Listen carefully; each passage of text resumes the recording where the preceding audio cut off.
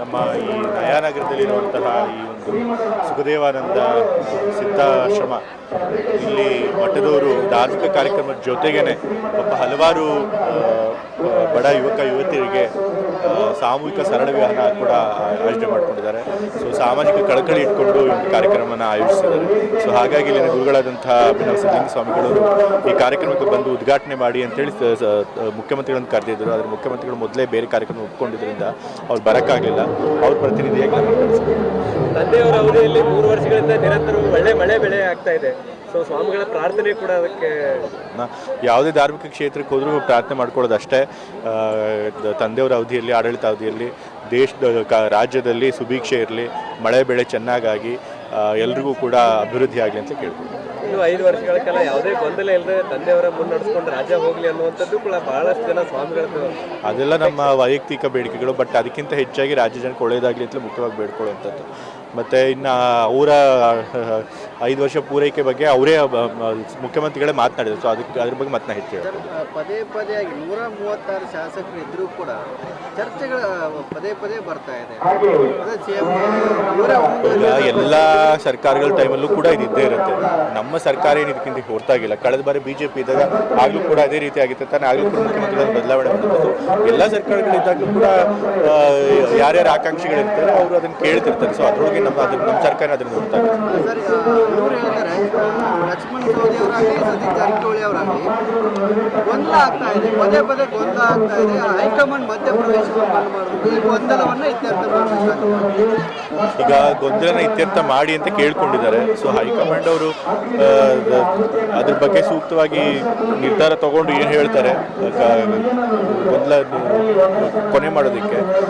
So ಅದ್ರ ಪ್ರಕಾರ ಎಲ್ಲ ಸತೀಶ್ ಜಾರಕಿಹೊಳಿ ಅಧ್ಯಕ್ಷ ಜೊತೆಗೆ ಎಲ್ಲವೂ ಸಚಿವ ಸಂಪುಟ ಸೇರಿದಂತೆ ಬದಲಾವಣೆ ಆಗಬೇಕು, ಹೊಸ ಮುಖಗಳು ಬರಬೇಕು ಅಂತ. ಈಗ ಪ್ರತಿ ಸರ್ಕಾರದ ಅರ್ಧ ಅವಧಿ ಆದಮೇಲೆ ಸಂಪುಟ ಪುನರ್ರಚನೆ ಮಾಡುವಂಥದ್ದು ವಾಡಿಕೆ ಇರುವಂಥದ್ದು. ಸೊ ಹಾಗಾಗಿ ಎಷ್ಟೋ ಜನ ಶಾಸಕರಿಗೂ ಕೇಳ್ಕೊಂಡಿರ್ತಾರೆ. ಸೊ ಅದೇನು ಹೊಸ ಬೇಡಿಕೆ ಏನಲ್ಲ. ಸೊ ಆದರೆ ವರಿಷ್ಠರು ಅದ್ರ ಬಗ್ಗೆ ಸೂಕ್ತವಾದ ನಿರ್ಧಾರ ತಗೋತಾರೆ. ದೆಹಲಿಗೂ ಕೂಡ ಕೆಲವೊಂದು ಶಾಸಕರು ಹೋಗಿದ್ದು. ಹೌದು, ನಾನು ಹೇಳೋದಲ್ಲ, ಪ್ರತಿಯೊಂದು ಸರ್ಕಾರದ ಅರ್ಧ ಅವಧಿ ಆದಮೇಲೆ ಶಾಸಕರು ಯಾರು ಮಂತ್ರಿಗಳಾಗಿಲ್ಲ ಅವರು ಕೂಡ ಮಂತ್ರಿಗಳಾಗಬೇಕು ಅನ್ನೋ ಅವಕಾಶ ಕೇಳ್ತಾರೆ. ಅದೇನು ಹೊಸದಾಗೇನಲ್ಲ. ಸೊ ಈ ಸರಿ ಕೂಡ ಅದನ್ನೇ ಕೇಳಿದ್ದಾರೆ. ಬಟ್ ಅದ್ರ ಬಗ್ಗೆ ವರಿಷ್ಠರು ಸರಿಯಾದ ತೀರ್ಮಾನ ತಗೋತಾರೆ.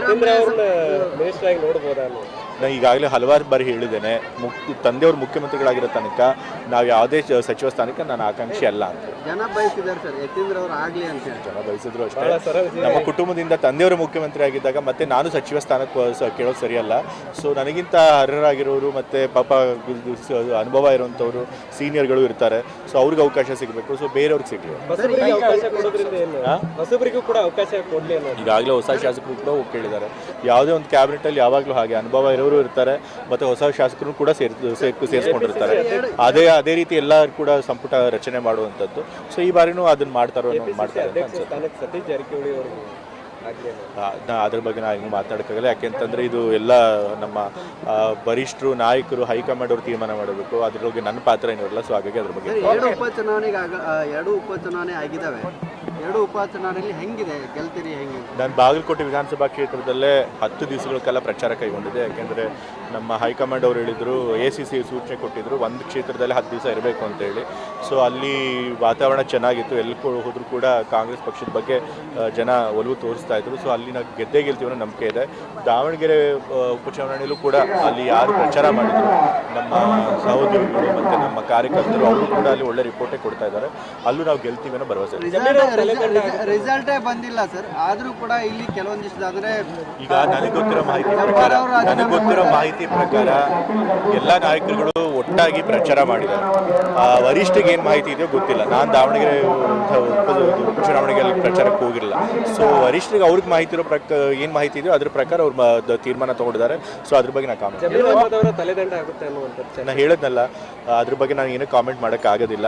ಬಟ್ ಜಮೀರ್ ಅವರು ನಮ್ಮ ಪಕ್ಷದ ಒಬ್ಬ ಹಿರಿಯ ಮುಖಂಡರು, ಅವ್ರು ಯಾವಾಗಲೂ ಕೂಡ ಪಕ್ಷಕ್ಕೆ ಅಸೆಟ್ಟೆ. ಅವರು ಕೂಡ ದಾವಣಗೆರೆ ಉಪಚುನಾವಣೆ ಪ್ರಚಾರ ಮಾಡಿದರು, ಬಾಗಲಕೋಟೆಗೂ ಬಂದು ಪ್ರಚಾರ ಮಾಡಿದರು.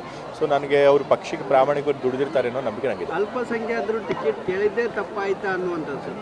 ಏನಕ್ಕೆ ತಪ್ಪಾಗುತ್ತೆ ಏನಕ್ಕೆ ತಪ್ಪಾಗಿರುತ್ತೆ ಅದೇನು ತಪ್ಪಿಲ್ಲ ಅದಕ್ಕೆ ತಲೆದಂಡ ಆಗ್ತಿದೆ. ಏನಕ್ಕೆ ತಲೆದಂಡ ನಾನು ಹೇಳಿದ್ನಲ್ಲ, ತಲೆದಂಡ ಸುಮ್ಮನೆ ಮಾಡಿಲ್ಲ.